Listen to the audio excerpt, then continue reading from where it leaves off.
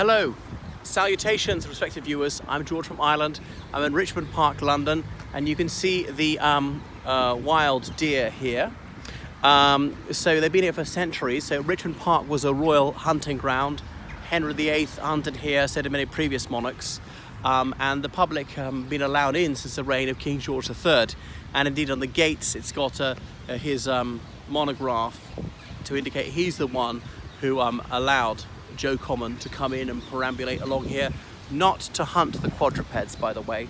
So they're having a cull coming up in November. I thought, does that really going to mean they're going to be shot? Well, I can't think what else it's going to mean, unless they're going to be like tranquilized and removed, a few of them, because the deer population is growing quite high.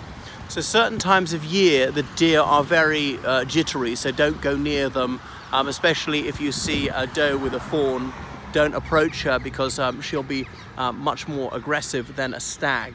There are a few stags with antlers, but you can see that their buff or khaki colouring means they blend in quite well. Okay, I know it's green, but it's not such a deep green.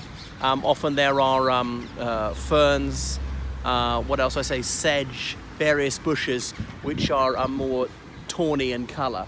And that's why they blend in. Not that they're predated by anything. Wolves and bears were in the wild here into the 16th century when they were all killed off. Okay, so that was good news for the farmers. So anyway, there are hundreds of them sometimes in Richmond Park, which is why they're going to reduce the population. Richmond Park is not that big. It's sort of 3 miles by 2 miles at its widest point. But considering it's in the middle of such a large city, that's big. This is the largest park in London. Here we are beside Richmond upon Thames. We're just south of the River Thames. So you can cycle through here, you can drive through here, walk obviously.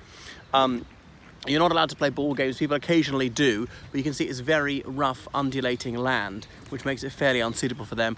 People can have picnics here. You're not allowed to light a fire in case it gets out of control. There's King Henry's Mound, some distance over there. I've filmed from there before, where by Act of Parliament there is a line of sight between there and St Paul's Cathedral, and nobody's allowed to build anything that would block that. So through a telescope you can see St Paul's Cathedral 10 miles distant. So it's, as I said before, it's Rus in Urbe, this delightful piece of countryside with a city around it. It's not that built up around here. There are no skyscrapers anywhere close.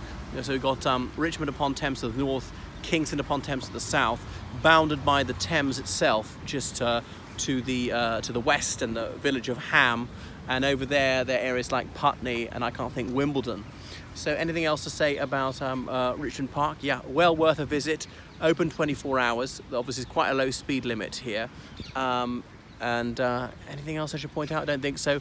Well, there's the Royal Star and Garter home. It was built just after the First World War to accommodate soldiers who'd been invalided out of the First World War, unable to cope for themselves.